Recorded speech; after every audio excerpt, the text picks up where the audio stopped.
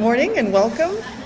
My name is Kelly Robbins. I am truly thrilled to welcome you all here to the 2013 California Women Lawyers Annual Conference.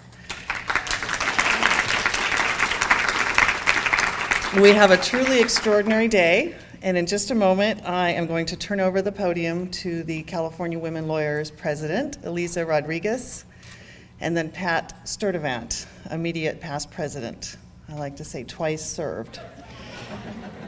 But for right now, I'm going to tell you what to expect, how the day is laid out. Nancy O'Malley, District Attorney of Alameda County, is going to kick off our day right here in just a few minutes. She will inspire you with her energy and her accomplishments. I am always in awe of her, and yet she always makes me feel like one of her peers. So we're very fortunate to have her. Following Nancy O'Malley's comments, we will break into two separate panel groups. So you will each select one panel to attend. For the morning, we have panelists speaking on alternative dispute resolution, and then next door to them is a group discussing political aspirations. So you have some really tough choices to make.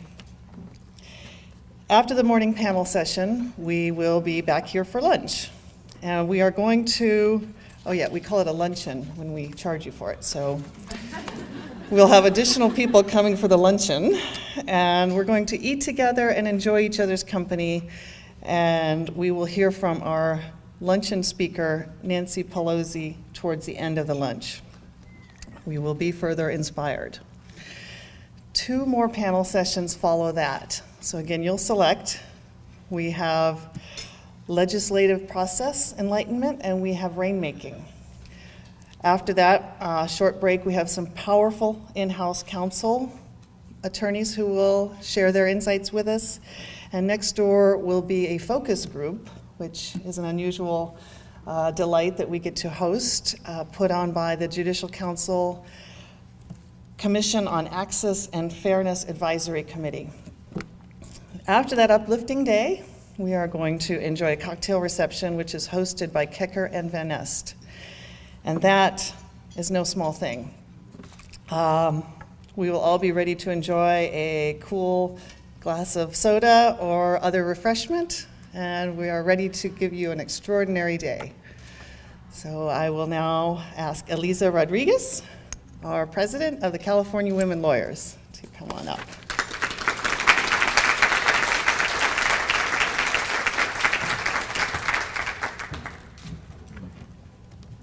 Thank you, Kelly, and please a very special round of applause to our annual conference chair for all of her work. It is such an honor to be the president of the only statewide bar association for women lawyers. CWL has a rich history of supporting women lawyers in all stages of their careers. Since it was founded in 1974. Through our Board of Governors, our committees, we work tirelessly for gender pay equity, for equal representation in the media, to break glass ceilings in law firms, legal departments, and the judiciary, to support legislation and amicus briefs on issues important to women and children, such as the Violence Against Women Act, the Equal Pay Act, marriage equality, and health care. Today, we are beyond thrilled to present the annual conference with a fitting theme of lifting voices, launching leaders. Fitting because we will hear from women leaders, our own Nancy O'Malley, as Kelly mentioned, and of course, our leader, Nancy Pelosi, for lunch. We have an incredible lineup of panel presentations. You will hear from successful women who are here to inspire you and to motivate you. Women lawyers attend this conference from all over the state of California. Our attendees are from law firms, public agencies, the judiciary, corporate legal departments, and law students. We encourage you to meet each other and to network. You will hear more from me about CWL during the luncheon presentation. In the meanwhile, please take out your smartphones, like us on Facebook, friend us, tweet about the event today, share your photos, and help us spread the word about this fantastic organization. And now, I want to introduce our wonderful immediate past president, Pat Sturdivant.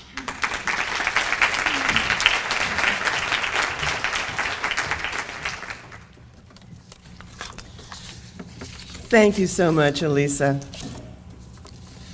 It's now my very great pleasure to introduce to you Nancy O'Malley, the first woman to be elected District Attorney of Alameda County.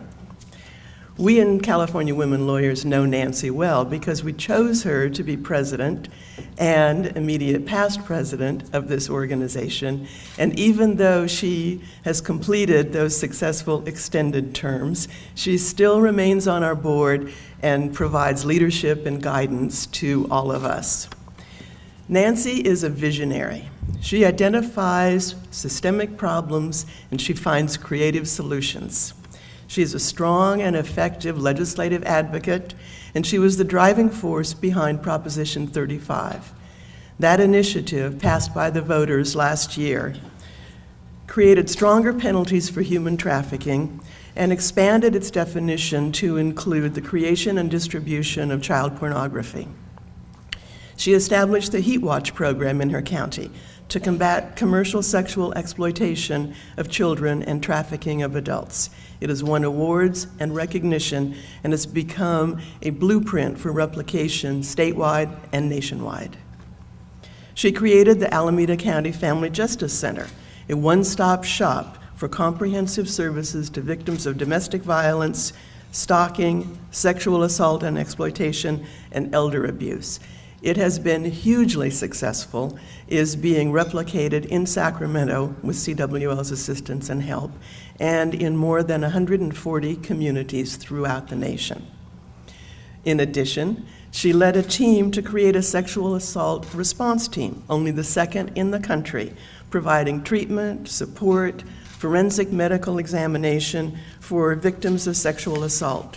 There are now 4 such programs in Alameda County alone, and many, many others throughout the country. Nancy is a leader. She gets things done. She inspires others by her example and mentors and encourages us and them to achieve their full potential. She has transformed the district attorney's office. She's expanded specialized units that focus on sexual assault and domestic violence, elder abuse, and human trafficking. By this great example, she has recruited many women to her office, and she has nearly 50% women in leadership positions.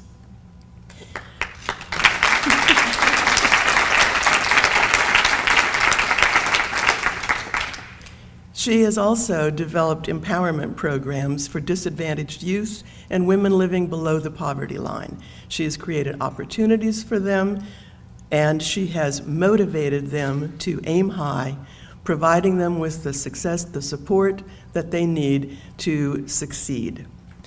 Her innovative work provides a superior example of public-private nonprofit collaboration for the betterment of her community and the country. Now, of course, Nancy has received much recognition and many awards for this work, but my very favorite is the Velvet Hammer Award from the Women Lawyers of Alameda County. It's a great title, and it suits her so well. So Nancy is an inspirational example of how to achieve success and satisfaction in your legal career and make a positive contribution to social justice. It is my pleasure to present her to you.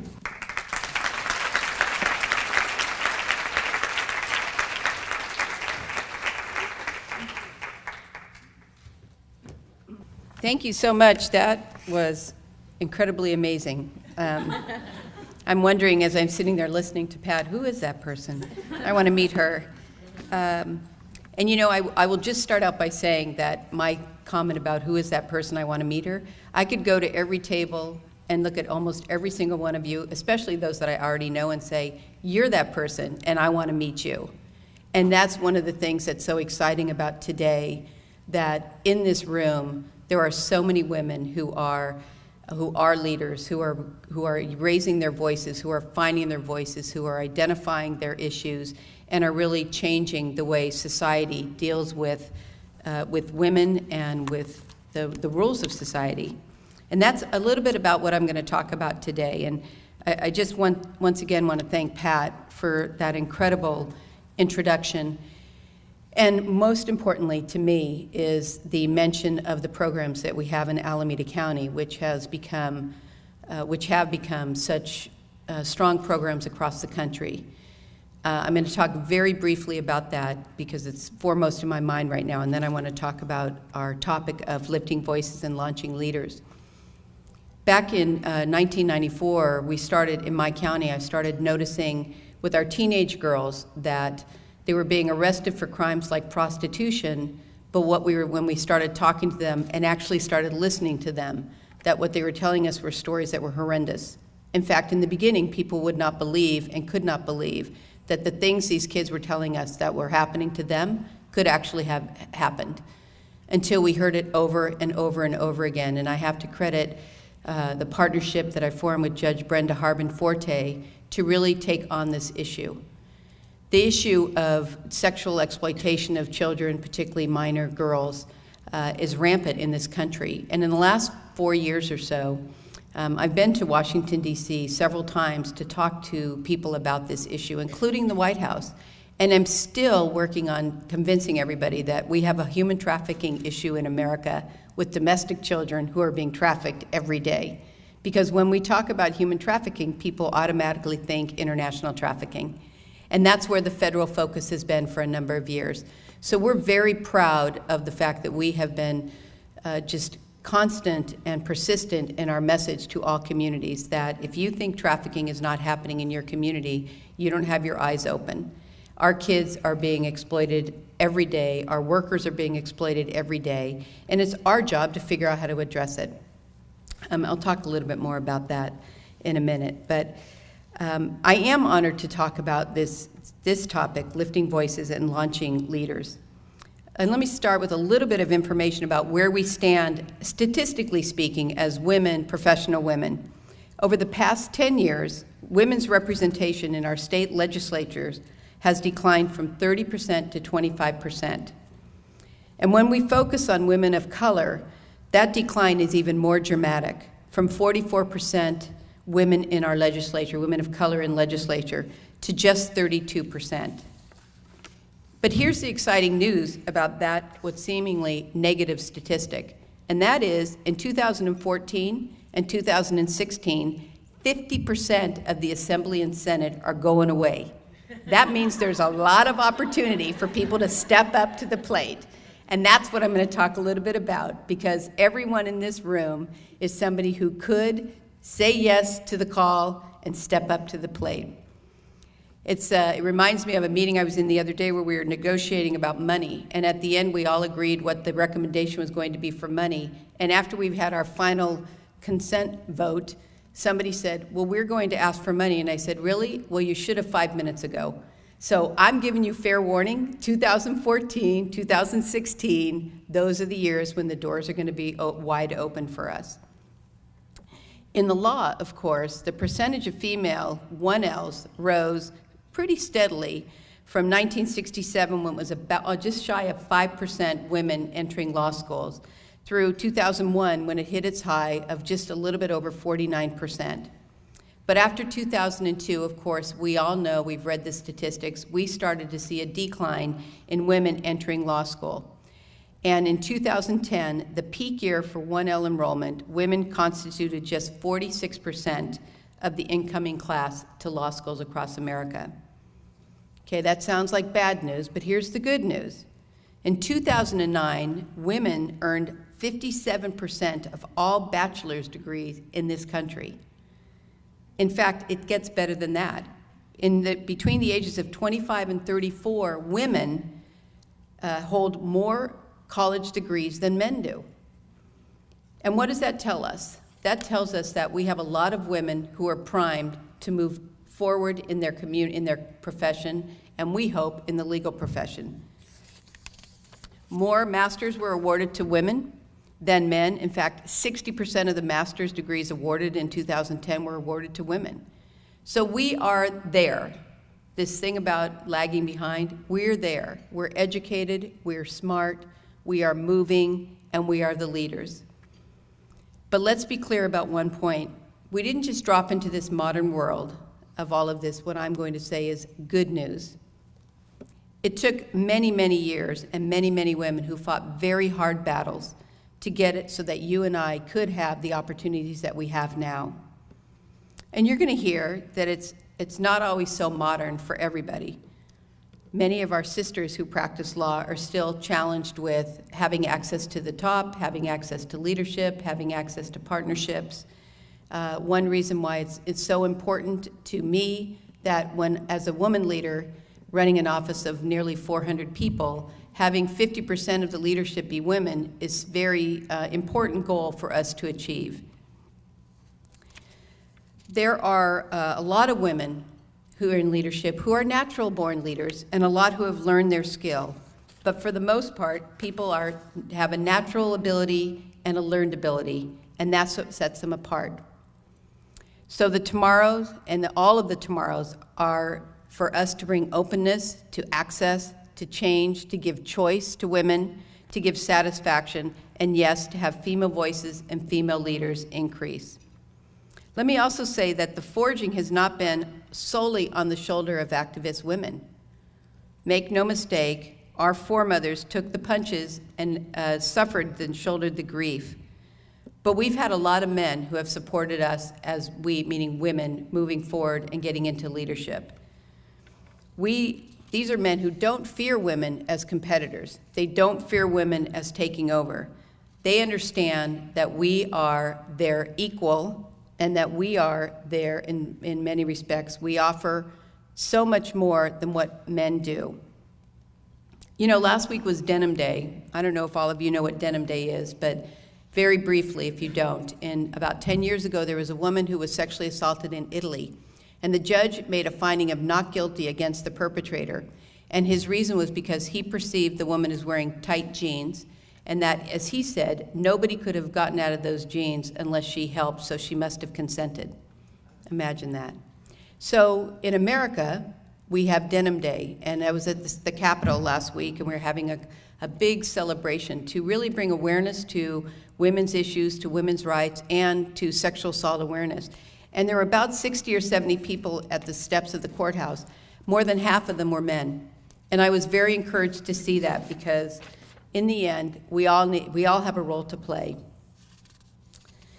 And back to the role of men and our upbringing a little bit, I reflect on my own family. I was raised with 7 really strong sisters. They're all like me. And I have 2 brothers and a very strong mother who people would not have on paper looked at her as a strong activist, but she is a woman who was able to hold her ground and forge her path, even without formal education and being sort of tethered to the house with all of these children. But I also had a father who got it, and he created the environment for all of his daughters and all of the women that came around us, that we could do anything we wanted. In fact, I remember a conversation with my dad when I was right out of high school, and he said, well, what are you going to do when you grow up? And I said, I don't know, I guess I'll get married and have kids like everybody else. And it was like a glass of cold water thrown on my face, because my dad said, well, you come from a family where people don't get married, and not everybody's having kids. Have you looked around? And I said, he said, come up with a different plan. You're smart, you can do it, come up with a different plan.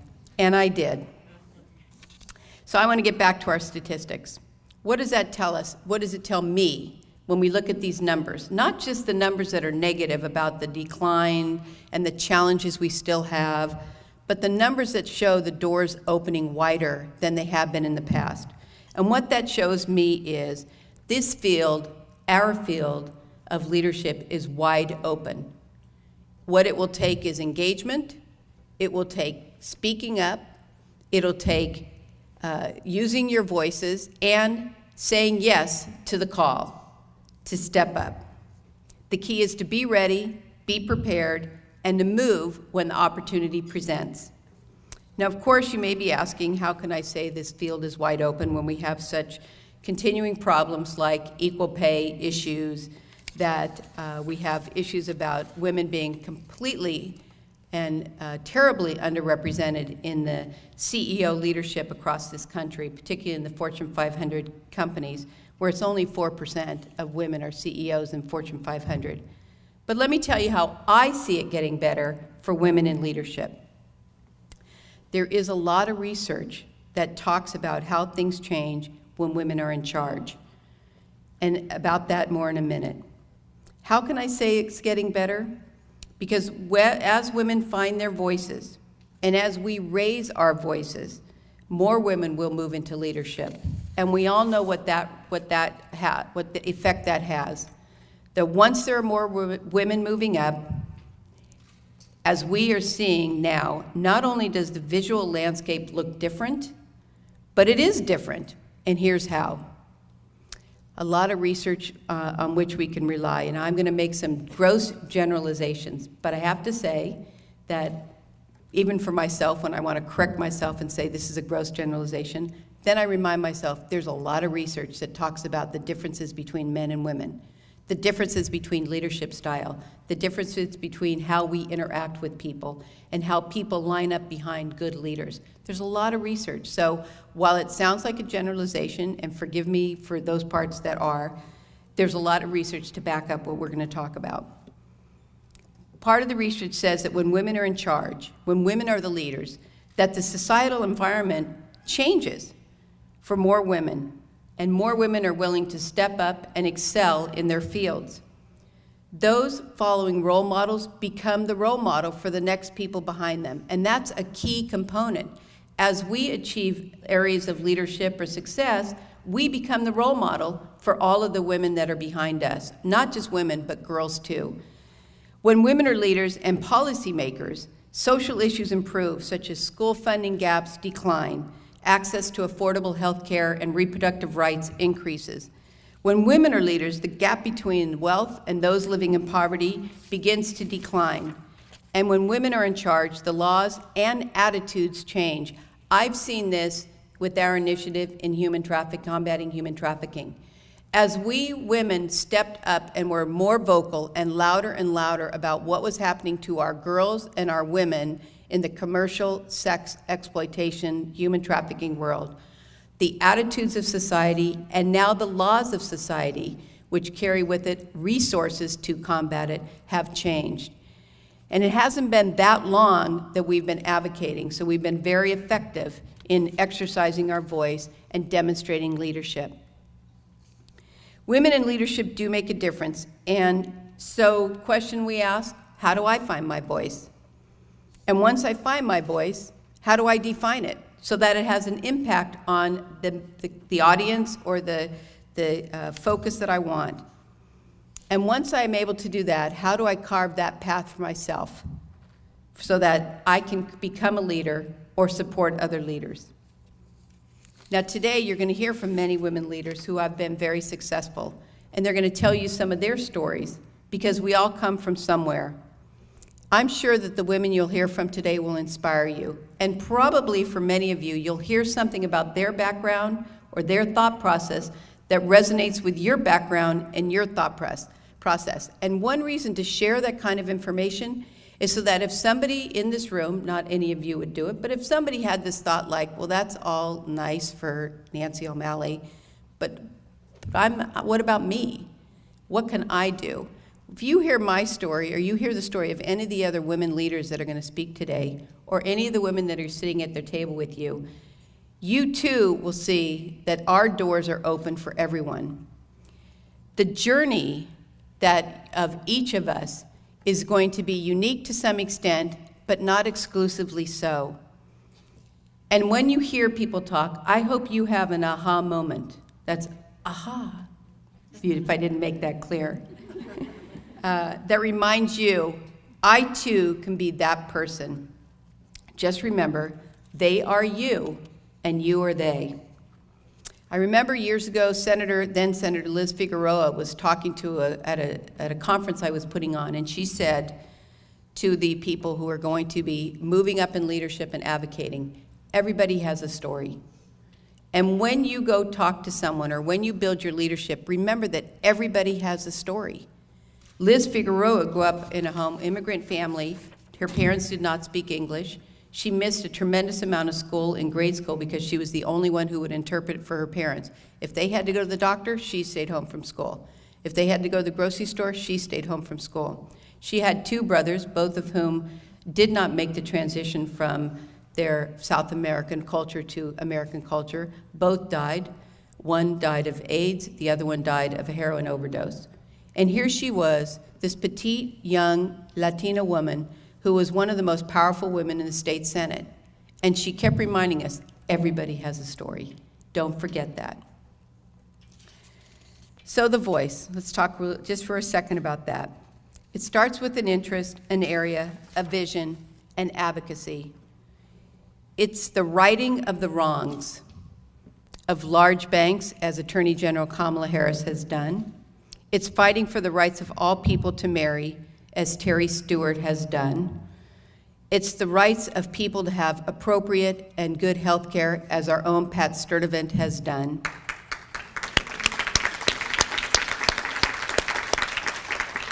It is finding those issues about which you have a passion, so that when you advocate your issue, it's coming from your heart, from your soul, from your gut, from your genuine nature. People get genuine. They also get people who are disingenuous. The voice, that growing into leadership. Now let me just say one thing, it takes guts and it takes courage to move ahead. Don't be fooled. If somebody's going to run for office, putting yourself out there like that takes courage. It's incredibly rewarding. It's incredibly rewarding to stand before the legislature and advocate for a bill, or stand before your board, or stand in front of a judge and advocate for your position. It's incredibly rewarding, but it takes guts. And everybody in this room, because you're here, we know you have that. It took quite a number of years for this profession to even admit women, and more than 3 in law school. In 1878 was the first year that a woman was admitted to practice law in California. And she only did it because she went to Sacramento and got the laws changed to allow women to practice law in California. So nearly 100 years after those legal and personal battles of women leaders to open law school up to others, fast forward to 1950, where law school classes were still pretty void of women. So picture this, 1950, a young woman graduates from Stanford University. She enters the university's law school. She is one of 3 women in the class. She receives her degree in 1952, and much to her surprise and dismay, she's offered a job as a legal secretary. Well, to her good fortune, and lucky for San Mateo County, she joined the district attorney's office, where she worked as a prosecutor for a few years and earned her stripes, and earned her reputation, and started getting noticed. She didn't take the defeat of no offers of employment in the private sector.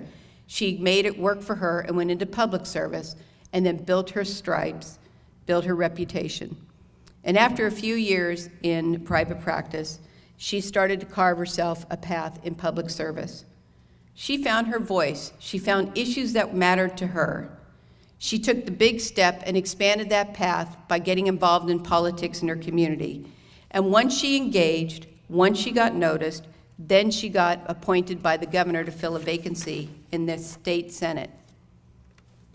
She engaged, she worked hard on her issues, and she got noticed.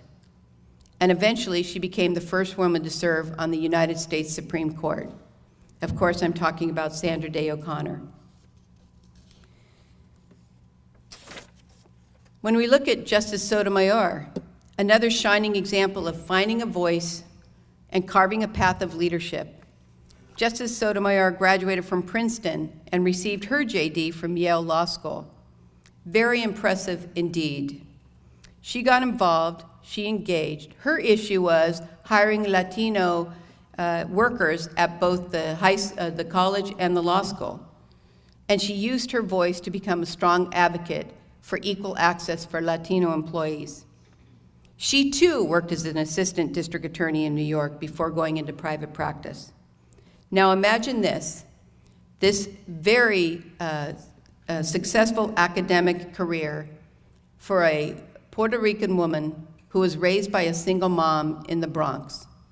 Now I share that because some people might say, well, of course, if I went to Yale and Princeton, what doors aren't open? Well, so Justice Sotomayor didn't end up at Yale and Princeton without the hard work and without having her journey have her be shaped by her journey and by her strong mother.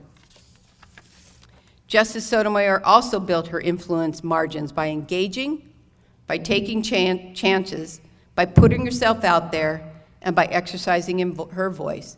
And she got noticed, and in many ways, but particularly by playing an active role on the boards that she joined. And just as with Sandra Day O'Connor, the rest is history. The other two justices on the Supreme Court had similar, unique backgrounds. Both are described as women who found their voice early, carved their path of advocacy, put their head out there, put their neck on the line, and got noticed, engaged, and the rest is history. And even here in California, think about it. 50% of the justices on our Supreme Court are women, headed by a Filipina woman, herself from very humble backgrounds, who engaged, who worked hard, who exercised her voice, who got noticed, and became the Justice of the Supreme Court of California. So why am I talking about this? I'm talking about this because I want to just keep emphasizing that access to leadership is not a unique, exclusive field. Access to leadership is open for anyone who wants to step up, do the work, engage, hard work, get noticed, and say yes to the calling. If you look around this room, you're going to see some pretty remarkable women. Perfect timing, walking in the door is Ruthie Ashley, who, oh, sorry. Well, look around, we have today Ruthie Ashley, we have Drew Ramey, we've got Pat Sturdivant, we've got Nancy Pelosi. These are all women who have found their leadership through the ways that we've just been talking. Now, I can't talk about this subject without bringing up Sheryl Sandberg. And, she wrote Lean In. And some people have perceived her book or her message as being judgmental about women and sort of blaming women for their lack of access to leadership as opposed to embracing women and showing women how to move forward. So I'm the glass is half full personality. I don't see the defeat, I want to see the victory. So I'm going to take her message and turn it around a little bit so that hopefully we can all learn from that.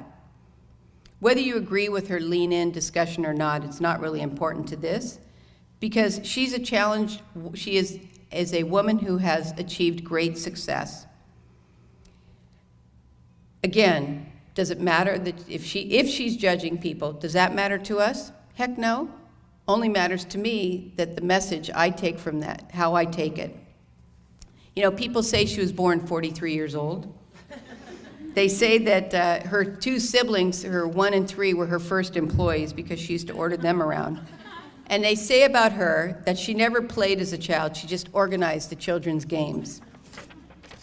Why does that matter? Because she's got some innate born skill about her natural leadership attributes. So I'm choosing to put a positive spin on her statement, which is, women, we all can build our self-confidence. We can raise our hands more when we're in a room, or we're in a class, or we're growing up. We can raise our hand. We can speak out. What really that means when she says raise your hand more, what that really means is open your mouth and speak up and get noticed. This get noticed thing is part of the cog of getting to leadership. What she calls lean in, I call engagement. And contrary to some of her suggestions that the invisible barriers to women are in our own minds, we all know there are some realistic barriers that women still confront. But the more of us there are at the top, the fewer barriers are going to be. And the more of us knocking down those barriers, the faster they're going to come down. So how can we do all that? Well, again, studies show that for a woman to become a leader today, she has to fight harder against the status quo, which requires her to be more focused and determined. This organization called Caliper, which actually studied 2 million employees, has done a pretty dramatic study that validates what we all know, and I'm going to talk about that very quickly. Many women leaders share a strong profile. Women leaders tend to be assertive, persuasive, empathetic, willing to take risks. They're outgoing, they're flexible, and the strongest generalization, women have a stronger need to get things done. And while this may sound like that gross generalization I talked about, there are a lot of studies to back it up. The reality is we are different from our male counterparts. We are. Our wiring is like that coaxial of wiring that moves the internet data across the world in a second and a half. Our wiring is different. So for me and for you, figuring out what that wiring looks like and how we can focus it on the target that we're seeking is really within our own power. And one other thing I just have to say, and that is that we know, gross generalization, women are better multitaskers than men. I sit in my office with the men that go to court and try cases, and they're excellent, they're smart, one thing at a time. If I say, okay, I need you to try the case, and then you need to cover this homicide, and then you need to do this, they look at me like, no, one thing at a time. On the other hand, I could give a list of 15 things to some of the women in my office, and they'll be done the next day. The multitasking is a double-edged sword, however, and this is an important lesson I learned early, and I hope that you remember this leaving today. Because we are multitaskers, because we are solution-oriented, because we are achievers, we tend to stay behind and do the work. And where are the men? They're in the rooms at the meeting getting noticed. And usually they're there based on the work we've done, not usually, sometimes. But we're back working. We're working long hours. Because that's how we're driven. So my rule, as many of my friends are fond of me saying, is if I'm not at the table, I might be on the menu. And I am not going to be on the menu. I'm going to find that table that I want to be at, and I'm going to be at the table. If we're not at the table, we're on the menu. And one way that women can take the multitasking ability is to stop doing all the work. It doesn't mean to not work hard. It doesn't mean to accomplish. But really, I can observe in my own office where some of the male counterparts will get as far as they can go, and then a lot of the women pick up the slack and finish it. And those men go off and they sit in meetings, and they get noticed, and they get appointed to boards, and then when the governor's saying, who am I going to appoint, or somebody's going to say, who am I going to appoint, they forget about the women because we're all back in the office multitasking and getting the job done. So find the table you want to be at and be there. Be part of the menu description and not on the menu, or describer, not on the menu. The other rule that we're seeing with women in leadership is that women, we oftentimes are more likely to break the rules. I don't mean break the laws. Of course, I'm the DA, so don't break the laws. But please break the rules.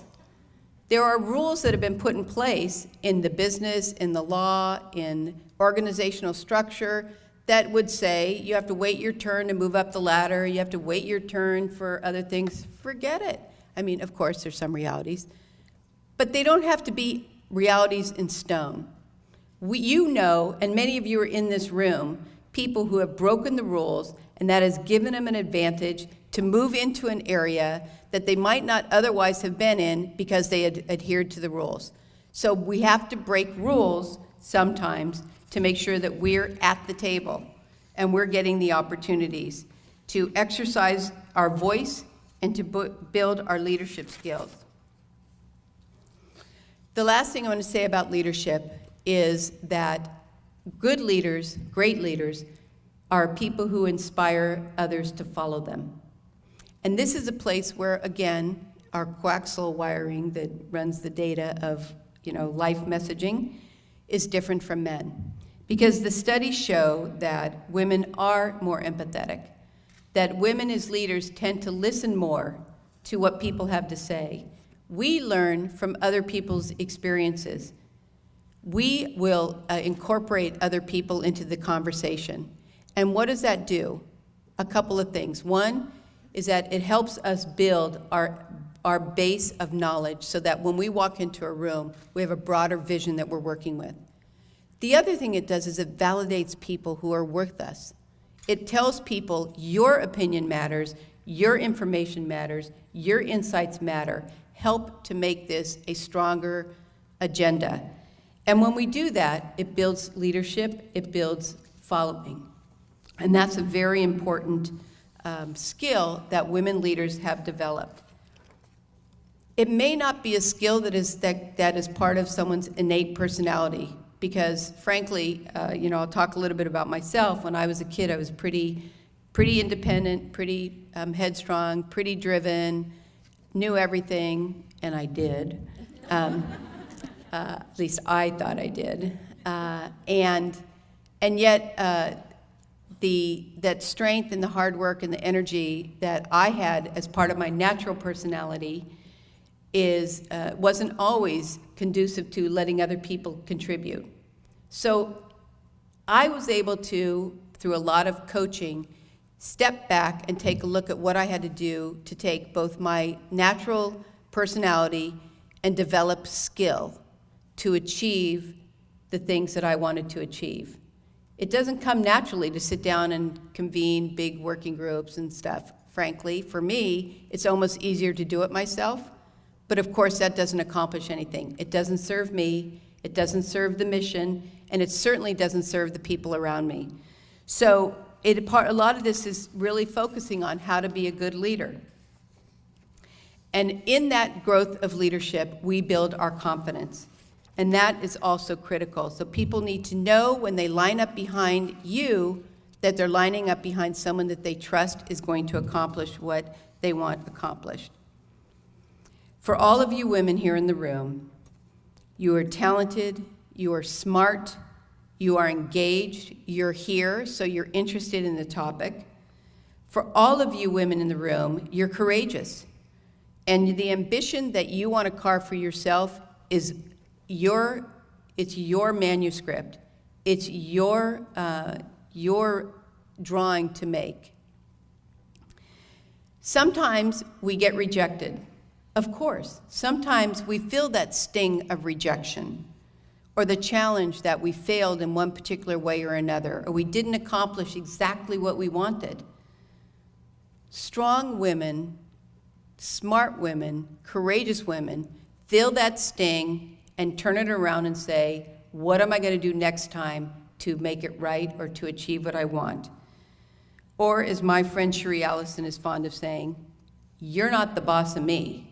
So if you think that you're going to tell me I can't do something, you're not the boss of me. Now, some of you may know Cherie Allison, and if you as you watch her, if you know her, as you watch her, I can now see that look on her face that starts to change when she's about to say, you're not the boss of me. You might not think I got it right, but I will next time. And I really can't emphasize that enough. When you take risks, when you break the rules, when you push the envelope, when you stick your neck out there further than maybe your comfort zone, you may fail or not achieve exactly what you want. It's not the issue of whether you accomplish the specific goal, it's how you react to it afterwards. And good leaders take that sting or take that defeat and turn it around. And that is something that helps women get ahead.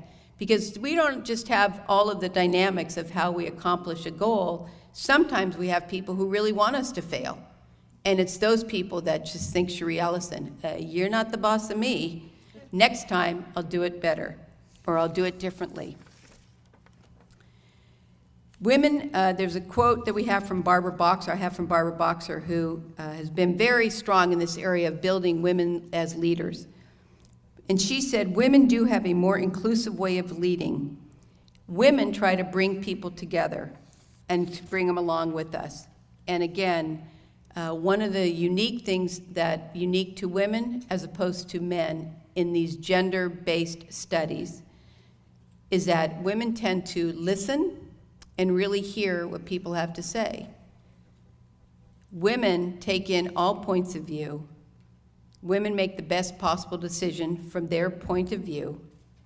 And the final decision is not necessarily what was the original position, but rather one where they're able to read a situation accurately and move forward. No one makes it alone as a leader. Open lines of communication and tapping into the resources of others' experiences help us broaden our scope of influence. And I can tell you from my own experience, when I was a young deputy DA sitting in a meeting, and I knew what other people thought, and I did my work, and I was prepared, and I paid attention to what other people said. And when the discussion came around, I was able to address things on a broader scope. I didn't limit my focus to just the question at hand. I looked at it globally. I was able to step back, sometimes, most times, step back at the 15,000 feet and look at it from that perspective. And when you do that, again, you distinguish yourself, you get noticed, you engaged. So the good news of all this, my friends, is that these personality qualities that I've been talking about, the ones that are validated in all these studies, these qualities combine to create a leadership profile that's much more conducive to today's diverse workplace, where information is shared freely and collaboration and teamwork are vital. How does that resonate? We are fit for today's leadership. We're not Karen and I were talking earlier about a judge that she appeared in front of, and I won't even say his name. He used to work in my office, so I won't mention Karen in this regard because he was a bad guy then too. Old-fashioned beyond words, and he hasn't changed much.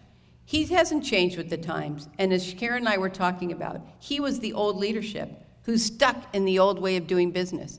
And it's a shock when somebody challenges because of the new way of doing business. It's a shock to these old folks.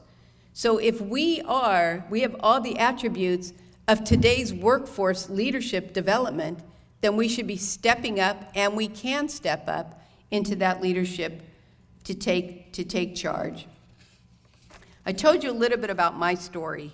When I was a kid, I went to Catholic school, and I think the teachers spent more time hitting me than teaching me because I was a wise guy. I always had a good joke to tell or a spitball to throw at the nun or whatever. I'm sure the teachers all thought I was going to prison, and I think that my mother and father, who are great people, were wondering with anticipation, prison, law school, which one will it be? I don't know. Thankfully, the latter occurred. I had a life-changing experience between college and law school, and that was that I'm a cancer survivor. And the unique thing for me about having cancer was not that, oh my gosh, this is almost 40 years ago, oh my gosh, I have cancer, I'm gonna die. The unique thing for me was I have an opportunity to define how I want to live my life. And I did that. And I would say that, God willing, those who are cancer survivors, bless you, those that we hope that everybody stays healthy.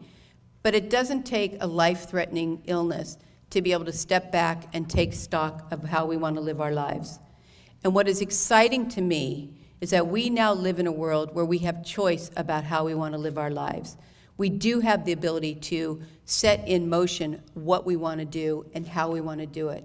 For me, I chose a life of service. I chose a life, as my parents had raised me, to fight for people who didn't have the fight left or maybe never had it. I chose a life of service to speak for people who didn't have a voice. I chose the life of service so that I could change society for the better, at least what I think is for the better. And in joining the DA's office, I had the great opportunity to really focus on issues that were emerging. Or maybe I was part of the pushing that emerging, and that was things like violence against women, sexual abuse, child abuse, and now human trafficking. It's not my natural nature to speak up for myself, but reflecting, especially to talk with you today, is that I had to figure out, okay, what is it? It's engagement, it's challenging the status quo, i.e. breaking the rules, it's being persistent and raising the voice when it needs to be raised, and then it's saying yes when the opportunity knocked on my door.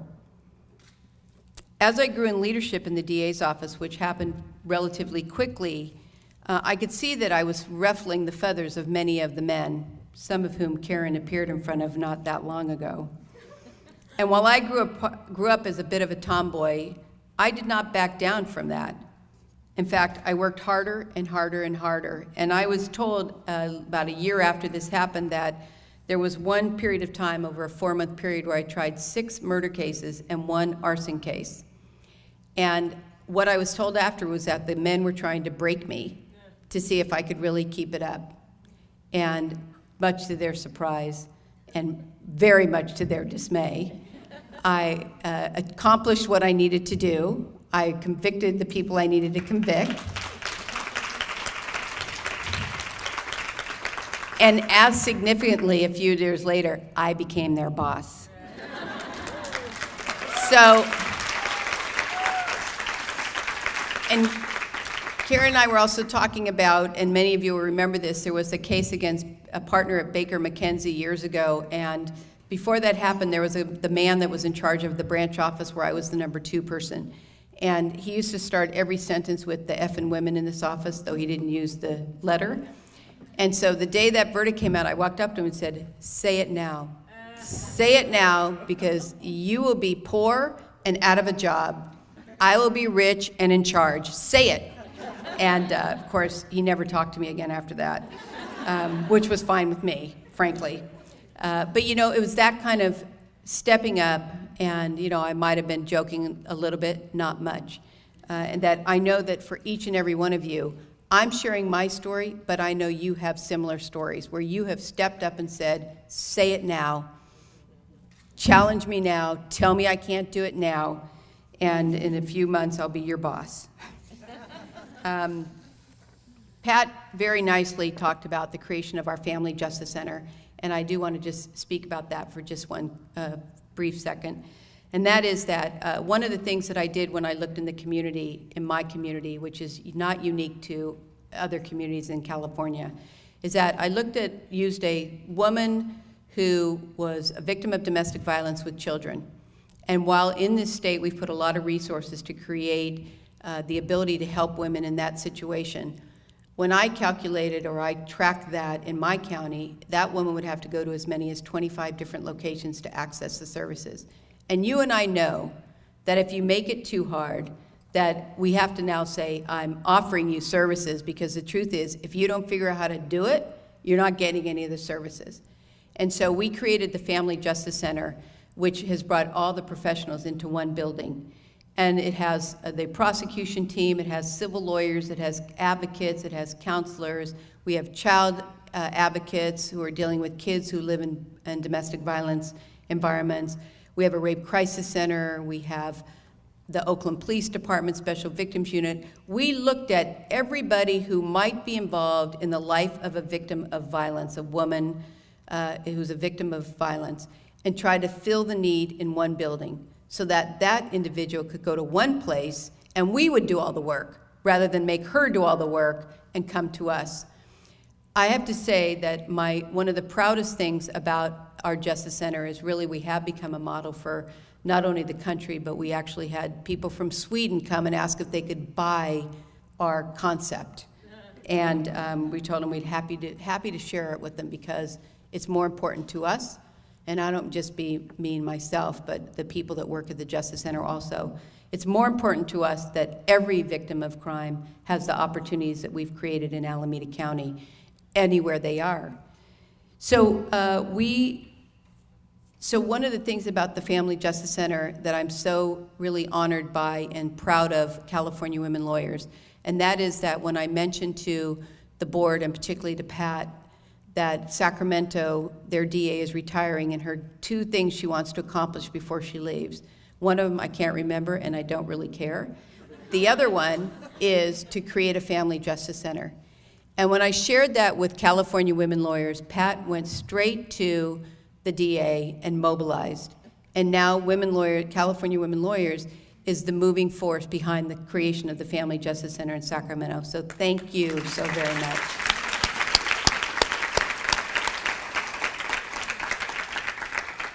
Our human trafficking program, as Pat said, is called HEAT Watch. HEAT stands for Human Exploitation and Trafficking.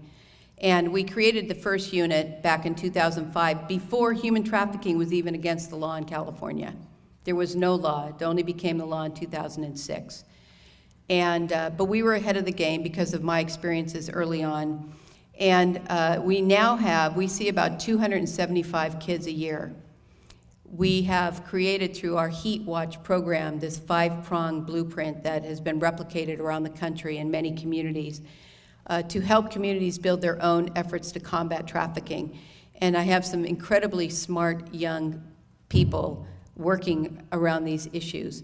One of the women is named Jennifer Madden, who runs our program overall, and she's remarkable in her efforts. She's a strong woman of color attorney who has just really embraced this issue. And the other thing we've done is we've really tapped into social media because we need to go to where victims are. We need to talk to people at their level or where they are. So we have a HEAT Watch radio. Don't even ask me how to get to it. We have podcasts around human trafficking. We've built a whole education system. We're now in the schools teaching kids about what they can do to be safe and to prevent becoming victims of trafficking. And then we have this incredible network of professionals who are all joined together, not always on the same page, but always with the same mission, and that is to protect victims of human trafficking and to rectify that wrong. And then the last thing I want to just tell you, my most recent project is called the Natasha Justice Project. And across this country, we have somewhere between 400 and 500,000 rape kits that are sitting on the shelves of police evidence rooms, not in the crime labs, not being looked at for biological evidence after a sexual assault crime, but sitting in a property room of a police department. We were selected, my county, my office was selected by a foundation, and they're making a documentary about how we can turn that around. And it's been my mission for the last several years to eliminate that backlog. So I'm starting with Alameda County and with California, and eventually we'll be going nationwide based on the lessons we're learning on dealing with our issue in my county. As the woman who runs the Natasha Justice Project says, it's not that Alameda County is so unique, it's just that I'm willing to tell the truth about it. And I'm looking at it not from a judgment, from let's get this fixed. And that's another, last bit of advice about leadership, and that is that you can look at the scenario and figure out what we need to do to make it different, to make it better, to fix it. So let me leave you with just one thought. And I really appreciate and thank you for your attention today. And that is that we, all of us, are defining leadership for the future. This is our design. These are our opportunities. Be part of the process. I urge you to engage. Some would say, Sheryl Sandberg would say, lean in. I'm saying engage. I urge you to stand tall, to stand strong, and to have the courage to step up and say yes when the door opens for you. When someone's knocking on the door, say yes. Remember, you are not alone. As you advance in your own leadership, or you advance into elected office, or you advance in whatever area you want to advance, you're not alone. You have all of us and many, many more of us behind you as you advance in your leadership. And just remember that, and never forget, that we strengthen ourselves by strengthening others. Thank you very much.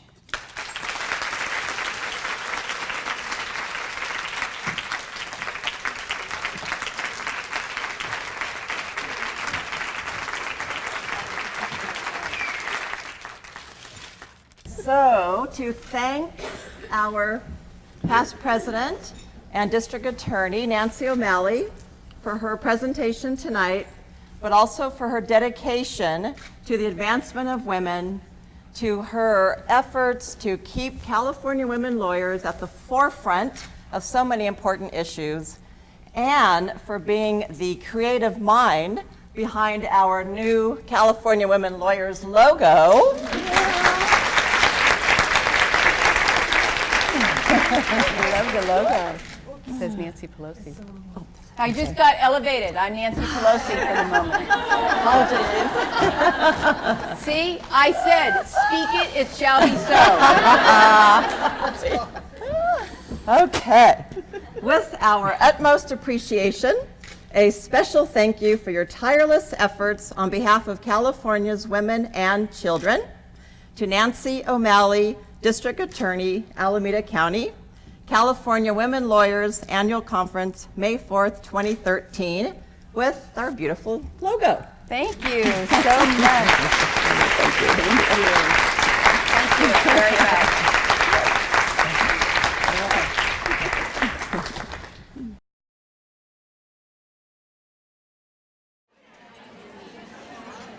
Good afternoon, everyone. I am Elisa Rodriguez, the president.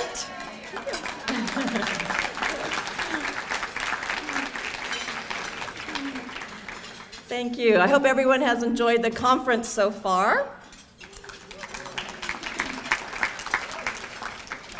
I would like to introduce our distinguished guests joining us for lunch today. From the nation's capital, House Democratic leader and first female Speaker of the House, and tireless champion for women and children, Leader Nancy Pelosi.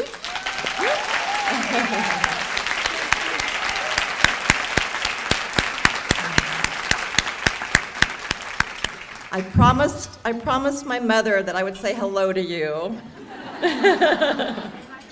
Thank you. Representing California's 15th Congressional District in the U.S. House of Representatives, Congressman Eric Swalwell.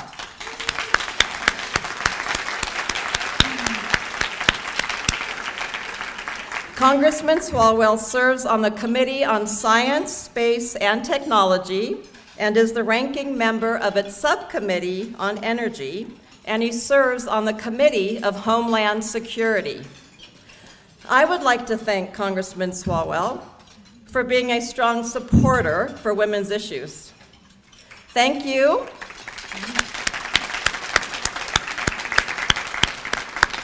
Thank you for being a co-sponsor of the Violence Against Women Act.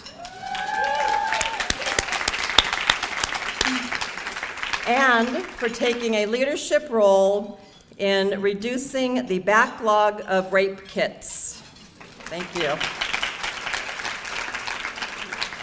At this year's Alameda County Family Justice Center Gala, hosted by CWL Past President District Attorney Nancy O'Malley, I had the pleasure of introducing myself to Congressman Swalwell, not as the president of California Women Lawyers, but as the proud aunt of one of his high school classmates.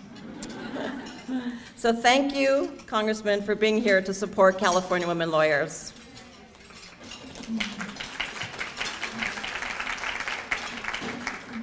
From the state capitol, representing the 10th Senate District, Senator Ellen Corbett.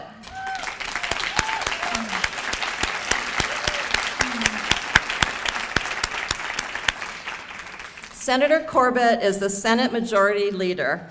We are delighted to have her participation today in the conference. Senator Corbett is a longtime supporter of California women lawyers. I first met Senator Corbett at our 2008 annual conference on the Queen Mary in Long Beach when she was one of our keynote speakers. So thank you for joining us again this year. From Alameda County, CWL Past President and the District Attorney of Alameda County, Nancy O'Malley.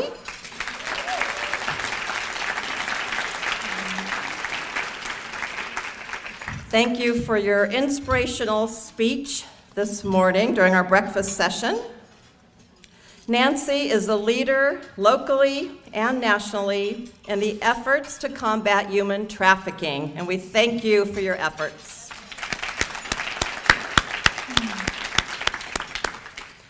From the California Court of Appeal, First Appellate District, the Honorable Maria Rivera.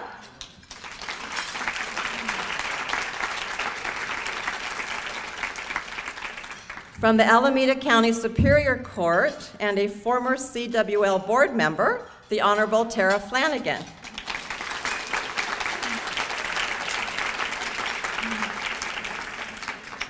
From the Office of Administrative Hearings in Los Angeles, CWL board member and affiliate governor for Women Lawyers of Los Angeles, presiding administrative law judge, the Honorable Susan Formiker.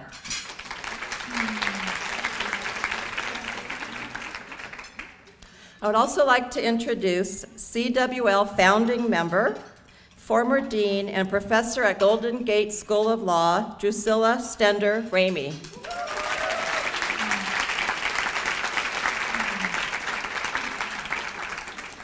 The president of the San Francisco Commission on the Status of Women, Julie Sue.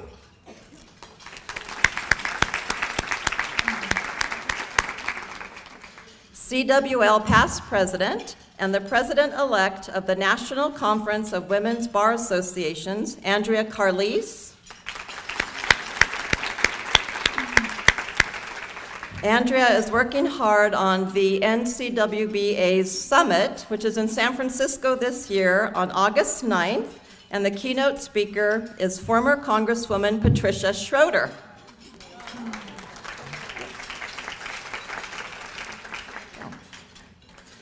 Chief Administrative Judge Karen Clopton from the California Public Utilities Commission.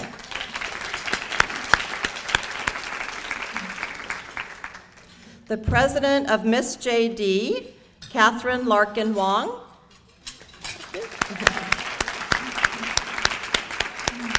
Thank you all for being here today. I would also like to acknowledge our wonderful sponsors. The sponsor at last evening's speakers and CWL in-house council network reception at my firm, the Sedgwick Women's Forum. Thank you for hosting us last night. This evening's cocktail reception sponsor, Kecker and Van Nest. And a special thank you to the following sponsors for your continued support of CWL. McManus Faulkner, Cotchett, Petrie, and McCarthy, Walkup, Melodia, Kelly, and Schoenberg, Rosen, Bien, Galvin, and Grunfeld, and law offices of Stephen R. Young. And thank you to all of our sponsors and donors listed in our program. When immediate past president Pat Sturdivant extended an invitation to Leader Pelosi to be the luncheon speaker this year, the CWL Board of Governors immediately decided on a fitting theme for the conference: lifting voices, launching leaders. We are inspired by Leader Pelosi's long-standing career in public service and her dedication to the advancement of women. California Women Lawyers is the only statewide women's bar association, founded in 1974. The Board of Governors is made up of women lawyers representing counties from as far north as Humboldt and as far south as San Diego. The board is also made up of affiliate governors from our many affiliate women's bar associations, such as Women Lawyers of Sacramento, Lawyers Club in San Diego, Orange County Women Lawyers, Queens Bench of the San Francisco Bay Area, Black Women Lawyers of Los Angeles, Black Women Lawyers of Northern California, Women Lawyers of Alameda County. As you can see, we have women from the entire state working together with us tackling issues that are important to all of us, lifting voices, and launching leaders. We work through our committees. We work as a voice for women lawyers, women judges, and law students. I will give you an example of the work we do. When a certain defense bar association was having its conference in Las Vegas one year, the promotional material featured scantily dressed Vegas dancers. CWL called them on this negative message that they were portraying to many of their own women lawyer members. Through the leadership of Pat Sturdivant, along with our Gender Equity Committee, Teresa Beck, and others, CWL has challenged such insensitive actions which negatively impact women. Through our Judicial Committee, chaired by Krista Anderson, we seek to promote qualified and diverse candidates for appointment to the bench. On May 18th, at the UCLA School of Law, we are presenting our award-winning program, So You Want to Be a Judge. This all-day event features speakers such as Josh Groban, who's the Special Assistant to the Governor on Judicial Appointments, and Laura Krieger, who is the chair of the Judicial Nominations Evaluation Commission and a former CWL board member, as well as many judges who lead workshops. The program serves to demystify the judicial selection process. For more information about the event is in your program. Before I introduce the next presenter, I want to say a huge thank you to the conference chair, Kelly Robbins, second vice president. And I want to thank the planning committee for the conference. That includes our CWL Executive Director, Christian Ross Patchen, as well as today's volunteers. Thank you so much. And a very big thank you to the CWL Board of Governors. And I ask you to stand up and be recognized, those of you that are here today.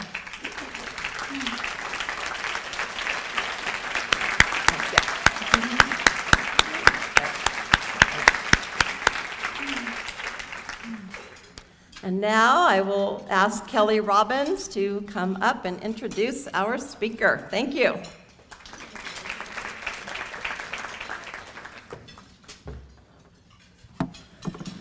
Thank you, Eliza. That was eloquently stated. As she said, my name is Kelly Robbins, and I assure you I will not be at this podium long because I know why we are here. And as the chair of this event, this is my reward to be able to stand here, and it is worth every second. I'm thrilled to have the opportunity to introduce our luncheon speaker, the leader of the Democratic Party in the United States House of Representatives, Nancy Pelosi. And I will point out that today we are in the company of the most powerful woman in the United States government.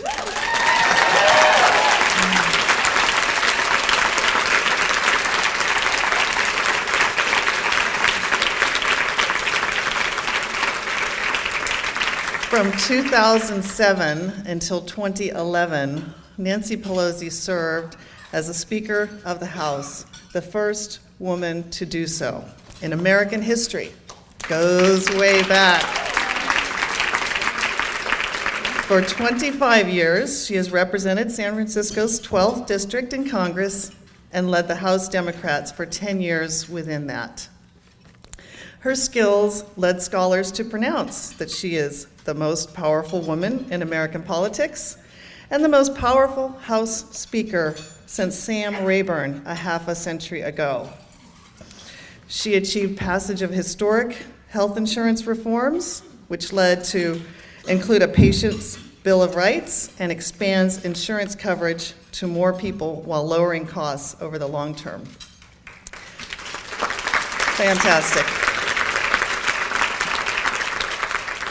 She also led Congress in passing Wall Street reforms. She impacted student loan legislation, benefiting students and taxpayers alike. She oversaw enactment of the Lilly Ledbetter Fair Pay Act, which restored the rights of workers to be able to access our court system to fight pay discrimination. And she's not done. She has attacked hate crimes. She's passed food safety legislation. She repealed the Don't Ask, Don't Tell policy in the military.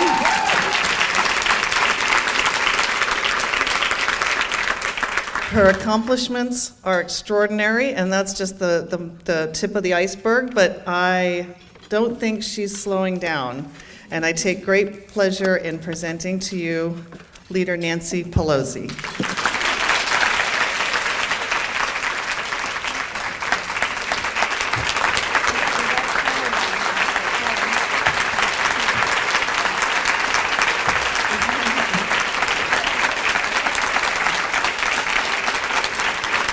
Thank you all very much. Thank you, Kelly, for your very generous introduction. I love the green for Kelly Robbins. Thank you for making this such a wonderful conference. I've been following it off-site and hearing wonderful things about the exchange of information, the bonding, the networking that is taking place at this very important conference. I want to thank Elisa Rodriguez for her leadership, and tomorrow is her birthday, so let's wish her a happy birthday. I told her that it was my daughter Christine's birthday tomorrow, too, the Cinco de Mayo baby. Christine, we had her birthday this morning before I came here, and she and her little girl were telling me, "May the 4th be with you." May the 4th be with you. And tomorrow, the return of the 5th or something like that. That's all supposed to fit together. In any event, Christine is an attorney, and she was awarded something, a woman who would be president. They had all kinds of women from all walks of life last night, or 2 nights ago at League of Women Voters, and she talked about a letter that she had received from my mother when she was going to take her oath as a California attorney, and my mother told her that had been her dream to become an attorney, but it didn't work for her. She had 7 kids in a short period of time, and my father wasn't cooperative. This was another era. And in any event, she said, "You're living the dream," and aren't we all living the dream? Lisa was telling me of her parents, first generation, interested in the immigration bill. We're all living the dream, and we are making the dream possible for so many other people. So I thank California women lawyers. I thank you for what your role has been, a very strong leadership role, and the subject of your theme, lifting voices, launching leaders. How appropriate. Just listening to the names of everyone, the justices, Rivera and Flanagan, the elected officials, my friend Eric Swalwell. You know, when you mentioned that he was on those committees and was the senior Democrat on the Energy Committee, this is not before he was there even a couple of weeks, he was the top Democrat on the Energy Subcommittee. This is a remarkable thing. So thank you for the kind words you said about Eric. And of course, we've had a long-standing relationship with Senator Ellen Corbett, the majority leader in the state legislature, the state Senate. Ellen, wonderful to be here with you as well. I want to commend Lisa for the work that you all are doing, to my friend Patricia Sturdivant, Pat Sturdivant, for her invitation. I was asking her, how well do we know each other? Well, I've been in Congress 26 years, and she said, long before you were running for office. She hasn't changed at all, and except to be more wise, of course, but I really was grateful to her. When she calls, I answer, and how lucky for me that this was the call to be with all of you. Kelly, congratulations on a great conference. It's great to be here with Nancy O'Malley. So many people who were acknowledged, Nancy. I know that Eric worked for you for a long time. He said, I've worked for 2 Nancys now. And Rose King, I know you heard from her earlier. She's like my family to me. She was the executive director of the California Democratic Party when I was the chair. And I know she still can't get over the fact that I went from chair of the California Democratic Party to Speaker of the House of Representatives. But anyway, that's the way it is. There are a number of things I want to talk to you about, share some thoughts. There's so much and so little time, but first I want to thank you. I want to thank the California women leaders. I want to acknowledge your leadership on so many subjects, and one that relates to a bill that we recently passed, the Violence Against Women Act, and the leadership that you have played in this great state on the issue of trafficking. You have changed the way people think about it, where the law talks about it, and I thank you that. And because of you, our state overwhelmingly passed the Californians Against Sexual Exploitation Act last year. I thank you for this and so many other things. When the president signed the Violence Against Women Act, I was standing with a young woman who was, when she was 12 years old, she was somehow or other, by a neighbor, she told me, drawn in to the sexual trafficking. She was trafficked, 12 years old. She said, I had no prospects, I had no hope, we had no funds, we had no resources. This was a path. And then some few years later, she was rescued, and now she's rescuing others. But thank you for what you are doing to make that story possible for other young people. Of course, much more needs to be done, not only about the direct issue of trafficking, not only about the issue of violence against women, but the issue of income disparity in America that places young people in the situations that they are in. More on that on a subject in a moment. When we passed the Violence Against Women Act, you would have thought that would have been the easiest thing in the world to do, right? We all agree that we're against violence against women. Over 10 years ago, we worked together in the crime bill that also had the gun bill in it, and Joe Biden was our leader on the Violence Against Women Act. He was wonderful.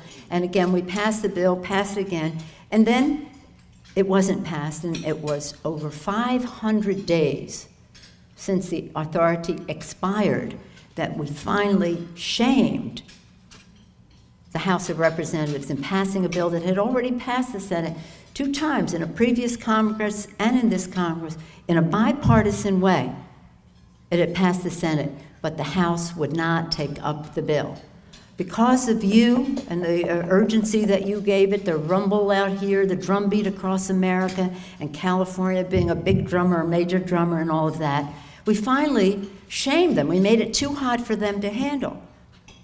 And still in all, when the bill came up, they just insisted on putting their bill, which had, we're against violence against women, not so fast LGBT folks, not so fast Native American women, not so fast immigrant women. So we're against violence against women, against all women, except. What's the line? I don't know. In any event, the bill passed, but not with that 138, and forgive me for a partisan moment, 138 Republicans voting against it, and the majority of the Republican women in the House of Representatives voting against the bill. That is all to say, we have work to do. We have work to do to take it to the next step, to make sure that funding is there, to make sure, and we have some corrections to make because they didn't really do everything that the Senate bill did. It was tempered a bit when it came to visas, and so we hopefully crack that in the immigration bill. Okay, 100 years ago, there was a march in 1913. There was a march on Washington for women's suffrage. People came together from all over. Now, this had been going on for over 60, 70 years, that women were leaving their homes very courageously. Imagine the courage to leave their homes, to travel, to speak. Susan B. Anthony, she would speak about things that she and Elizabeth Cady Stanton had cooked up, literally cooked up in Susan B. Anthony, Elizabeth Cady Stanton's home. Lucretia Mott, Alice Paul Later, all these women who had worked so hard. Sojourner Truth, African-American woman, abolitionist and suffragette. Imagine the courage 150, 60, 70 years ago. And in 1913, they converged on Washington for women's suffrage. A few years later, several years later, the bill was passed to give women the right now. And the headline said, "Women given the right to vote." Given? No, fought for, worked for, sacrificed for, was courageous for, not given. Nothing is ever given in terms of power, because they view it as a zero-sum game instead of thinking this is the flowering of our country, that many more people will participate, will remove obstacles to participation. They saw it as something, as a downside for some people, mostly men in our country. So we still have this struggle. As I come before you now, people ask me all the time, is there a war on women? And I don't like those kind of terms like war. It's sort of like it's violent. But there definitely has been an initiation of hostilities against women in this Congress that we have now. It began when they came in 2 years ago, and one of their first actions in order to pass legislation, the budget to run the government, was to threaten to shut down government instead of funding Planned Parenthood. Imagine that it would have such a priority. Women's reproductive health would have harming women's reproductive would have such a priority for them that they were willing to shut down government. Again, they went too far, and women realized how bad it was, and eventually they had to come around. And that really, same thing as I said about violence against women, we made it too hot to handle. We made the closing down of government too hot for them to handle. They had to back off, but they haven't backed off on the policy, just on the tactic of shutting down government. And then, again, paycheck fairness. We passed paycheck fairness when we had the majority. 60 votes in the Senate made it impossible to pass there. Imagine paycheck fairness. Now, Lilly Ledbetter, you know what that does specifically. Enables women to sue. But the paycheck fairness is the place we have to go. We have 195, under the leadership of Congresswoman Rosa DeLauro, 195 co-sponsors on the bill. Thank you, Eric, for being one of those co-sponsors for that. And they won't even give us a vote. We're saying we want to vote. We want to vote on the floor. Give us a vote. Give us a vote. Who's going to be against paycheck fairness? What about your children? What about your daughters? What about your sisters? What about your mother, your wife? Paycheck fairness. Are they not worth their time, their effort, their intellect, their courage? So that's a fight that we're going to continue to need your help on.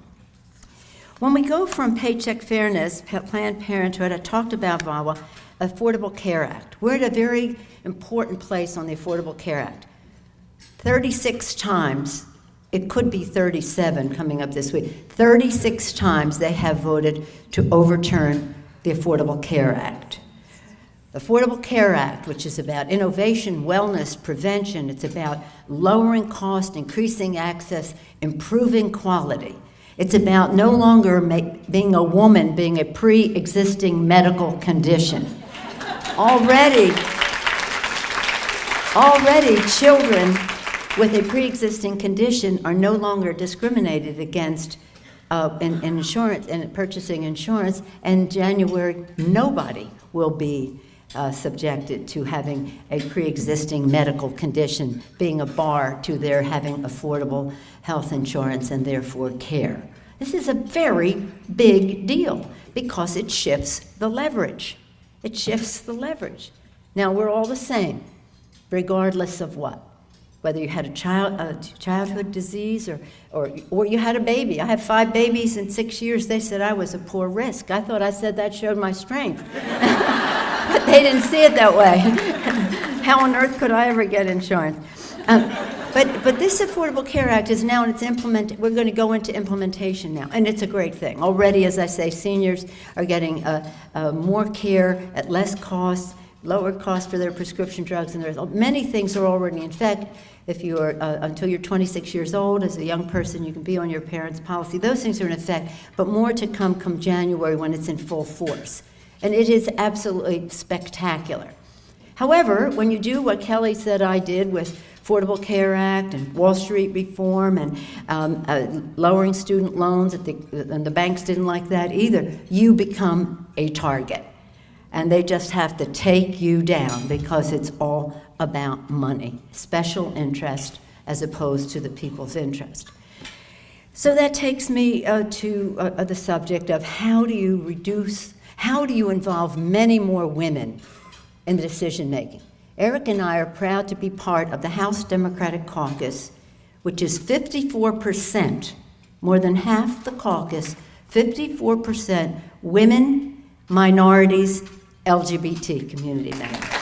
Is that remarkable? Is that remarkable?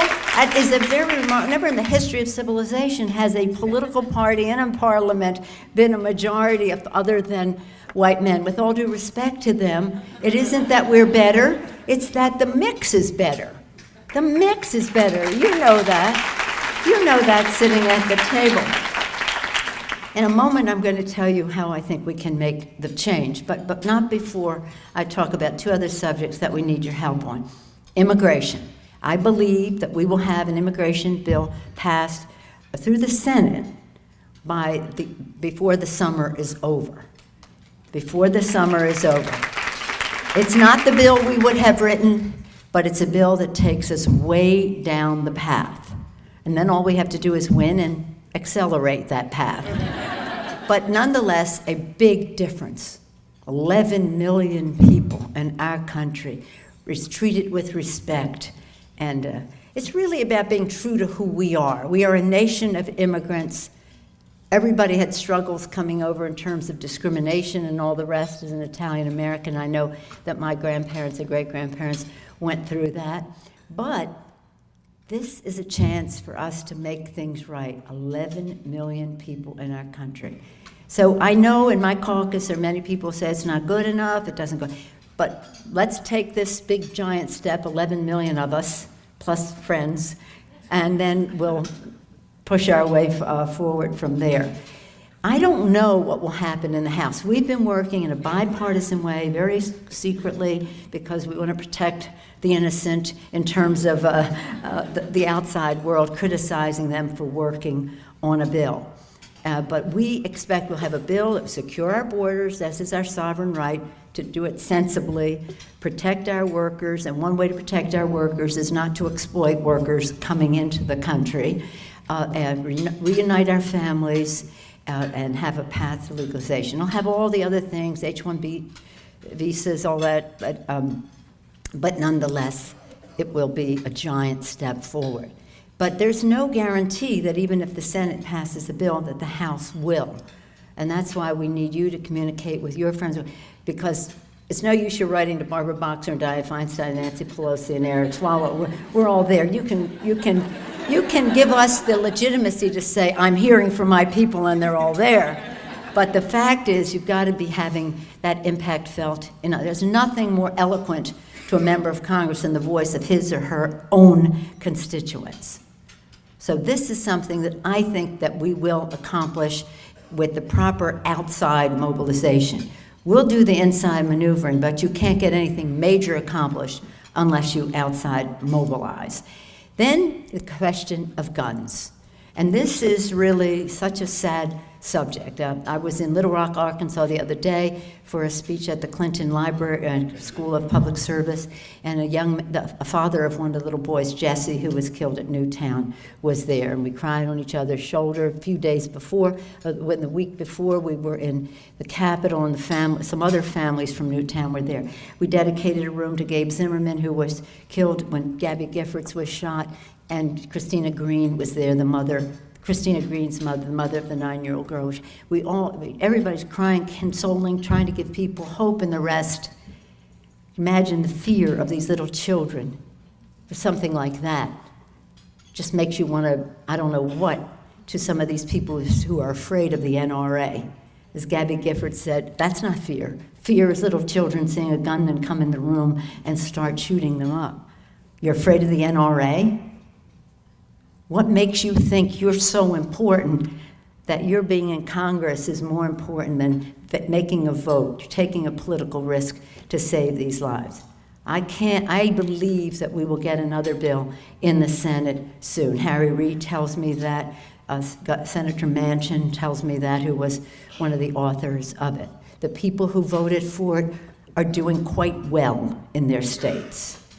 The people are concerned. But these issues, this immigration issue, this gun issue, these are women's issues. They're issues for all America. I believe that every issue is a woman's issue, whether it's our economy, our national security, whatever it happens to be. But these are two that are right now imminent, in the works, where it looks like we'll be okay, and then we're not. We thought, when we were crying on each other's shoulder the day we did the Zimmerman room, the vice president came to speak that day, and we were all standing, and, in the whole room and stuff. He said, we're at 58 votes, and we only need, we have 4 of which we need 2. Well, what did we get? 54. So some people who gave the impression they were there weren't. Who do they think they are? We'll have to make sure they rethink this when they come back with a bill that gives them a little saving of face. But really, you must write to wherever you're from or whoever, whatever it happens to be, your college friends, law school, whatever it is, because the other side is bombarding them. Every minute I hear from members or senators saying, well, I got 5,000 no's today. That means gun people saying don't vote for it. And I heard nothing from the other side. So remember, know the power of the public in this. Frankly, without the people voting the way they did in the November election, we would never have had an immigration bill. It wasn't that the Republicans saw the light. It's just that 70%, 70% of Hispanics voted Democratic in the last election. It really cleared the fog for them. They all of a sudden became advocates for some form of immigration. So it's, it's, again, power of the people. President Lincoln said, public sentiment is everything. Thank you. I wasn't going to take the water because I have to be finished because you have a program to go to. Thank you, Alyssa. But here's the thing. We're not going to really change what happens in Washington, D.C., and maybe other places, but I'm just speaking from where I sit, unless we change the role of money in politics. This is absolutely essential for us to do. I'll hold it. That was Kelly's way of saying, stop banging on the podium. And I have, to that end, issued a DARE. D-A-R-E. It is an acronym. Disclose, where's this money coming from? And I don't mean disclose at the end of the month. I mean disclose in real time in the ad so the public knows who's paying for this. Disclose, amend the Constitution to overturn Citizens United. Absolutely have to do that. There's a great movement afoot in the country to do that in state legislatures and other places. Disclose, too. In the California legislature, we all signed a petition at the California Democratic Party convention a couple of weeks ago. Disclose, amend, reform. We have a bill we're going to introduce now to reduce the role of money, to empower small donors, really take it all the way down.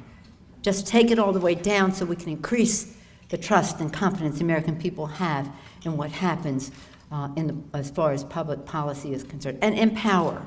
Because the very same people who are suffocating the airways with this secret special interest money are the same ones who are promoting initiatives that take the power away from the people at the polls. And whether it's obstacles to participation or voting or whatever it is, hours, restricting them, confining them, reducing the number of polling places or the number of machines they're in, whatever it is, it's a decision to reduce the participation of the American people. Now, that flies in the face of whatever our founders. We always honor the vows of our founders. We try to uphold the Constitution. We honor their intention. They sacrificed their lives, their liberty, their sacred honor for a democracy, the government of the many, not the government of the money. And that is what it is turning into. Now, we fight it, we fight it, we fight it. And when we go and act, affordable care, Wall Street reform, lower interest rates, the banks don't like that, then you become the target. And I promise you this, if you reduce the role of money in politics and increase the level of civility in the debate, you will elect many more women to public office. Many more women, many more minorities, many more young people. I take a lot of, shall we say, money spent against me, hundreds of millions of dollars against some of my stuff. And so people say to me, how do you stand that? I said, well, I don't really care because I think they wouldn't be doing it if I were not effective and they have to take me down. But what I don't like about it is what it says to women. Because women come to me and say, I would like to run for public office, but I cannot subject my family to what you have been subjected to. I can't do that. I could do this, I could do that, I have options. I said, well, what do you think? In Congress, we want people with options. We don't want people without options. So we need you, Uncle Sam needs you. So we need, I know it's a generational thing. That used to be a thing you see in flea markets. Uncle Sam wants you. But Uncle Sam does need you. We need many more women. It will make everything more wholesome. Whether, as Warren Buffett just said yesterday, our prosperity for our country, our military service, our national security, our legal system, our academic world, healthcare, you name the subject, politics and government, all much more improved, nothing more wholesome, nothing more beneficial to the government and politics than the increased participation and empowerment of women in the lead. But you've got to reduce that role of money. And not only the money that you spend in campaigns, but the money they send after you if they don't like your policy. Now, you don't go there to do nothing. You go there to get a job done. So it's worth it to me to take their heat to pass something that the country tried for 100 years, of health care as health insurance as a right for all Americans, not just for the privileged few. So it's all worth it. But do you want to subject your family to that? And yourself, when you have options. And that's why we want you. So that is a really important thing for us to do. And again, we need your help to drumbeat, reduce the role of money, increase the level of civility. Wouldn't you like to have, in the marketplace of ideas, to talk about why you think what you believe is important to the future of our country? Or would you want them to just slam you down the minute you say anything by misrepresenting it and the rest? That's what we're really up against. And I don't mean to be a fear-monger in that regard. I mean to be a hope-monger in terms of having you all believe this can happen. It's just a decision that we have to make. And when women vote, women win. We know that. When women are empowered, the policy gets better. Again, it's not one better than the other. It's the beauty is in the mix. So it is. It's a very interesting time, I think, for our civilization. And I know that's a pretty big statement to make for our civilization, because here's the thing. I had the privilege a couple weeks ago. I was telling our table of speaking at Oxford and London School of Economics. So I was there for my husband's Georgetown weekend, but it turned into something else for me.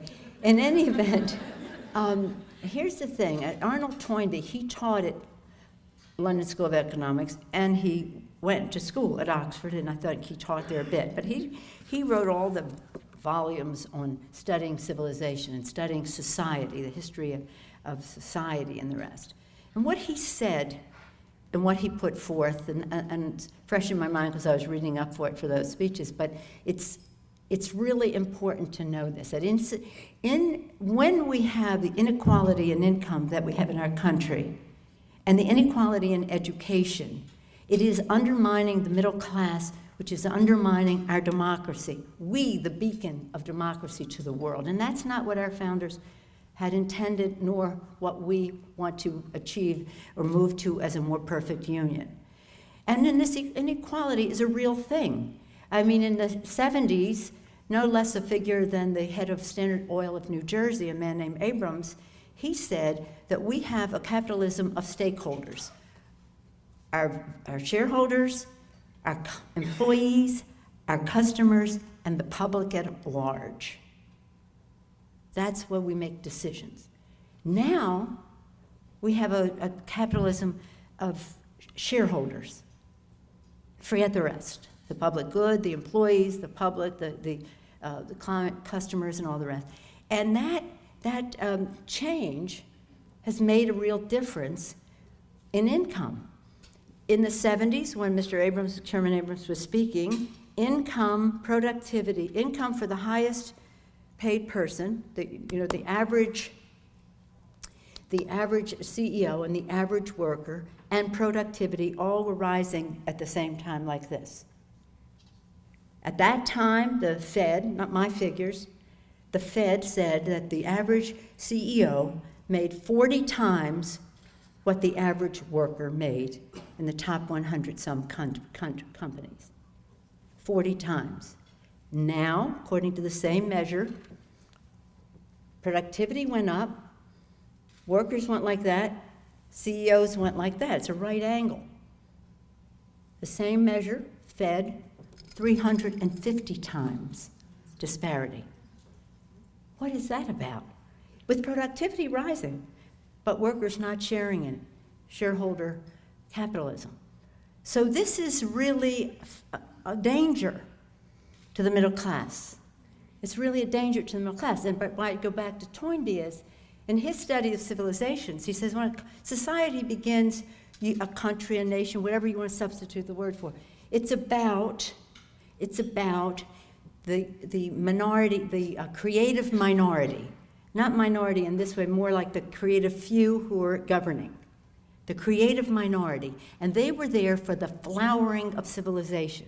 What could they do for people to succeed?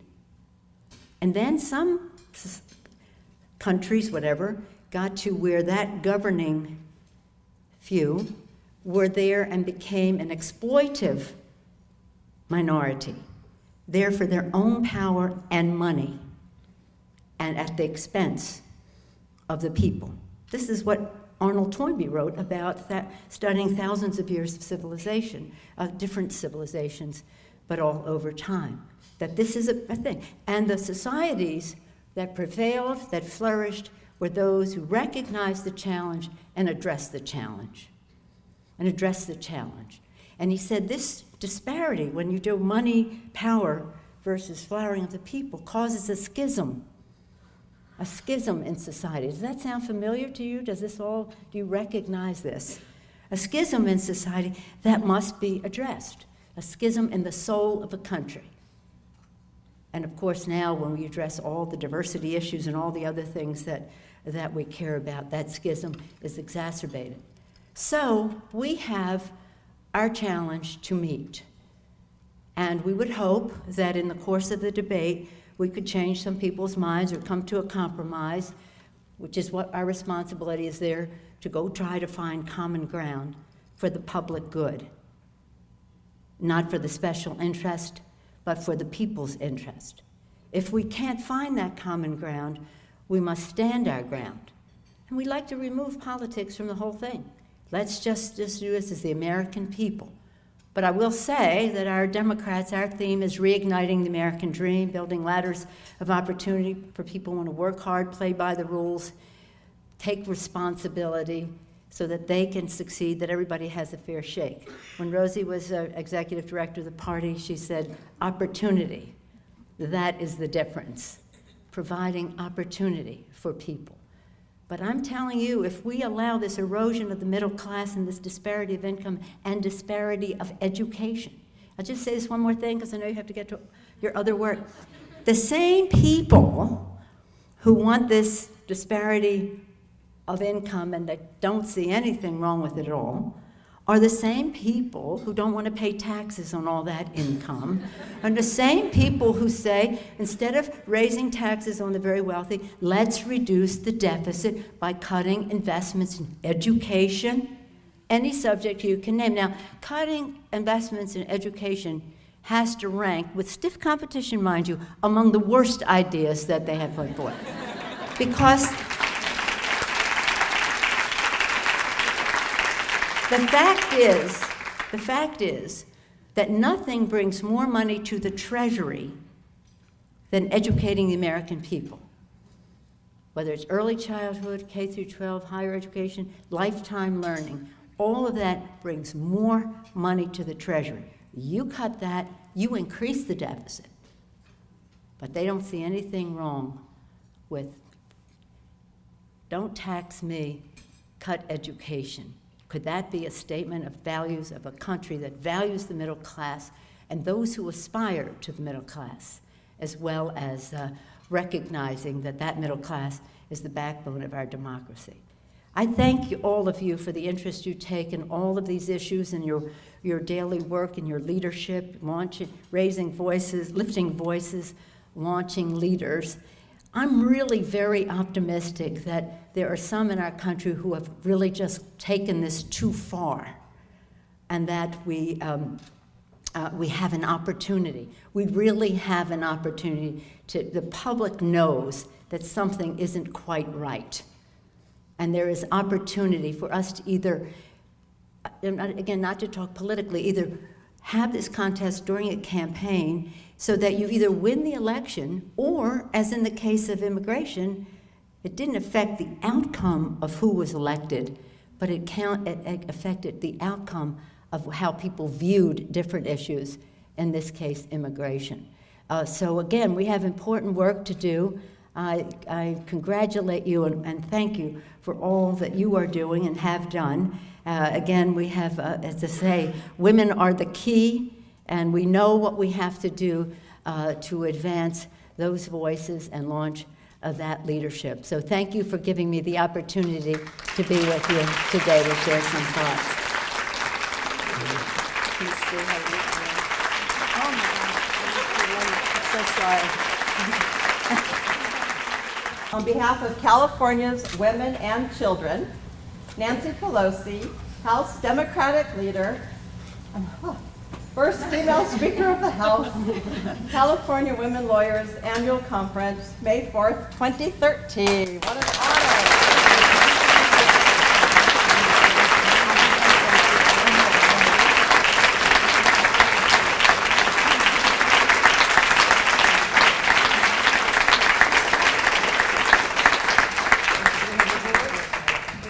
And now I'm going to shamelessly ask the Board of Governors to come up for a photo with our leader, and everyone enjoy the conference. Photographers. Are we good? So there's George is here.